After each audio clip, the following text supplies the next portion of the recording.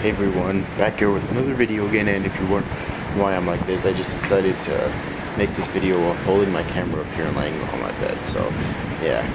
But anyways though, this is my review of My Youth Romantic Comedy, As Wrong as I Expected, SNAFU Episode 8. So, this episode was basically the continuation and conclusion of the plot from the last episode, and it's very simple, alright? This episode is very simple, alright? And I'm gonna have to give it a good again, because like the last episode, it wasn't horrible, but it wasn't great either. It's just good, alright? Basically, in this episode, Hikigaya comes up with a plan to supposedly get Rumi, her some friends in elementary school. Alright. And she has Hayato and that other bitchy chick and this other guy, I forget his name, scare the girls out of their mind and get them to leave half of them behind and half of them get to leave. Alright, and this is at night, by the way, and Rumi is one of them. And I don't know if I don't think she knows about the plan either. Alright, because of what she does later on.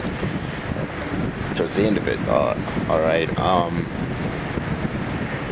so basically the first one they leave is Rumi, and then they leave someone else, and when they're about to choose the last person, Rumi decides to save them, which is the climax of the plan.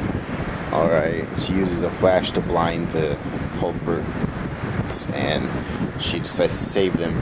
But it's unknown if she actually becomes friends with them or not, as I think I would be led to believe she doesn't, so they don't actually solve her problem, which I kind of like that, because I kind of like that the volunteer club didn't solve someone's problem, because unfortunately the fact is you can't solve everyone's problems, right? You can't help everyone out there, unfortunately. And I like that this episode really tried to just hint towards that, which is really cool. Another thing I really like is that Hayato, when they were giving a flashback on talking about the plan, said, because of the way Hikigaya thinks, he said, now I see why she looks after you. And at first I thought it might have meant Rumi, but Rumi and Hikigaya don't really get along all too well anyways. So then I thought it had to have been either Yukinon or Yui, because both of them seem to look after Hikigaya quite a bit. Alright. And both of them, especially Yui, seems to have a crush on Hikigaya too. So yeah. But anyways though, after that they headed home. Alright. Oh, at the end of the summer camp, at the end of the night, they had a fireworks show, a large-scale fireworks show, and then next morning they headed back, alright, to Tokyo, and when all of them were about to head away, a limousine shows up, and it's Yukinon's sister in there, and she informs Yukinon that she's going to have to confront her mother soon, which Yukinon clearly does not like. I'm guessing that maybe she was the outcast in the family or something, and so she doesn't want to have to confront either of her parents. Maybe she's her mother, I don't know, but this thing is really interesting, and I really hope it's something they discuss in the next episode in depth, because I'm really interested in that.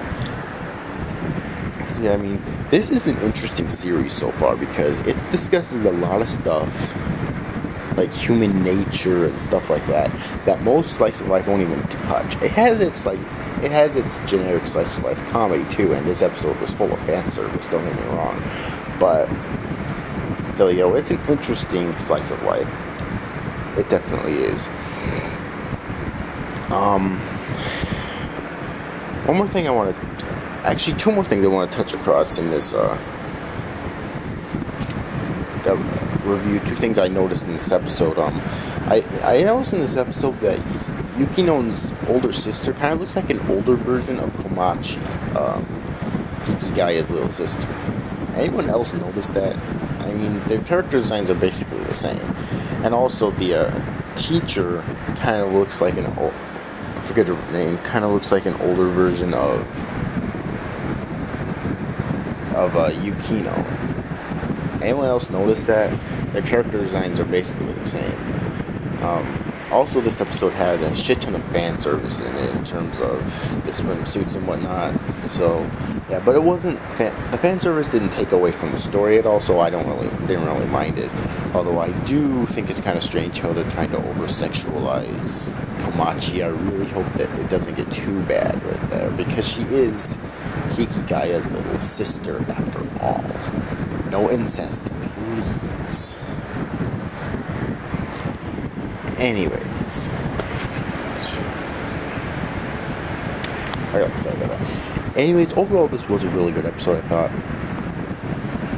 And it concluded the plot that the last episode started, and I can't wait to get to the next episode. The series is getting really good so far, I must admit. So yeah, anyways, I hope you enjoyed this review, guys. Thanks for watching. Bye-bye.